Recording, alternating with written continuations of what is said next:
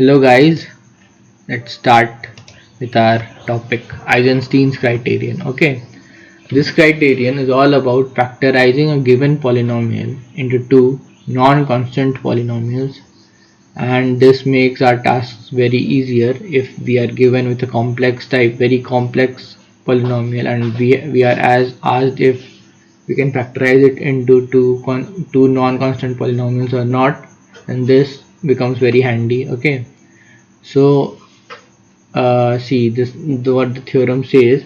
The theorem is all of the theorem is all for only those effects where the coefficients of the x bar r is are all integers. Okay, so this polynomial can be factored into two non-constant polynomials of powers that are not non-constant, means the minimum power should at least be 1. Okay, so the theorem goes like this: let a0, a1, an be integers as told, then fx will be an xn, an minus 1, xn minus 1, a general polynomial with integer coefficients a1x plus a0, okay, equal to fx. Okay, now this cannot be factored into two non-constant polynomials if and only if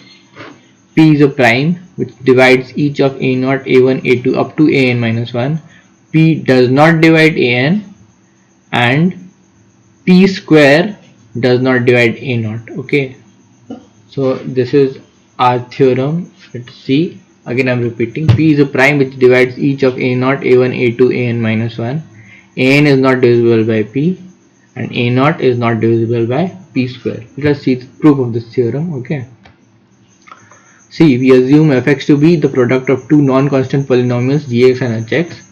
So now we let that gx to be a polynomial of the form grxr plus gr minus 1 xr minus 1 up to g0, and hx to be hsxs plus hs minus 1 xs minus 1 up to h1x plus h0. Okay, now here see, since a0 has only one factor of p, the constant term here was a0, and this a0 is not divisible by p square by the third condition. So a0 has only one factor of p, so we know that p divides g0 or p divides h0. Okay, see, what will you get if you multiply gx and hx? What constant term you will get? Only constant term you will get will be g0 h0. Okay, so that only we are seeing that p divides g0 or p divides h0, because if p divides both g0 and h0, then the third condition a0 is not divisible by p square remains unsatisfied. So for that you have to assume either p divides g0 or p divides h0. Okay, and p is a prime, so the result goes, so without the loss of any generality we assume p divides g0. Okay, now see the coefficient of a1 after multiplying gx and hx. You observe what will be the coefficient of a1. Coefficient of a1 will be g1 h0 plus g0 h1. Okay, so a1 is equal to or congruent to, you can say, g0 h1 plus g1 h0.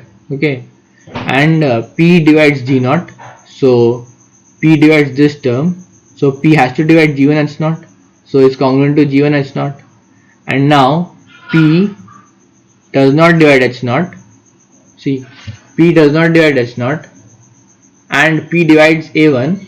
Yes, so p has to divide g1. So we have got our first criteria, first part, p divides g1. Similarly, the coefficient of x part 2, what will be the coefficient of x part 2 from gx into hx? Okay, it will be g2 into h0 plus g1 h1 plus g0 into h2. Yes, so now p divides g1, p divides g0. Okay, and p divides a2 also, so p has to divide g2 h0. Now H0 is not divisible by P, so P divides G2. That's what it is written here. Similarly, moving on, we'll see that for R smaller than N. Why R is smaller than N? Because none of Gx and Hx can be a constant polynomial. If R was to be N, then one polynomial would become constant.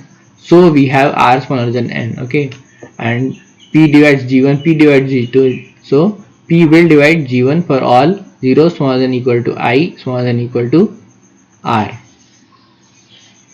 Okay, so I hope this is clear up to this point. Okay, see P divides G1, P divides G2, and we'll further move up to up to R, and we'll find that P will divide GR also. Okay, so P divides all the terms here, all the terms gr minus 1, gr minus 2, g2, g1, g0. Okay, so P divides g of x in short. So if P divides g of x, then P divides f of x, yes or no? Yes. So P divides f of x. Okay, however, what was f of x? F of x was this term. Okay, and an is not divisible by P, so P does not divide of f of x. From this condition, from the second condition, P does not divide a of n, okay, or P does not divide f of x. Okay, so we have a contradiction here, and so fx is proved to be irreducible. Thank you.